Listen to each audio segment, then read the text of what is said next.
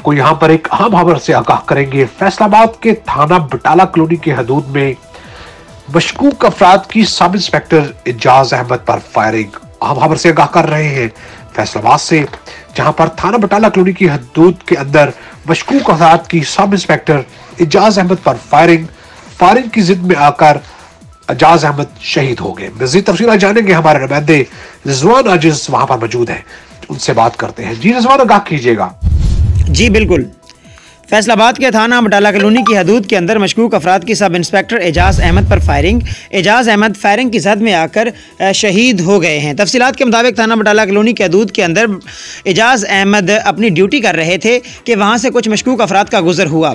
मशकूक अफराद का पीछा करते हुए एजाज अहमद मल्लिका कब्रिस्तान के पास गए, जहाँ पर जराइम पेशा नासिर पहले से घात लगाकर बैठे हुए थे और उन्होंने एजाज अहमद पर आते ही फायरिंग खोल दी।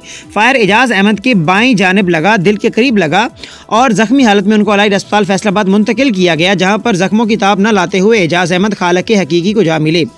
इस मौका पर एसपी इकबाल टाउन माज जफर, SHO थाना बटाला कॉलोनी और पुलिस की भारी नफरी इलाके का सर्च ऑपरेशन कर रही है।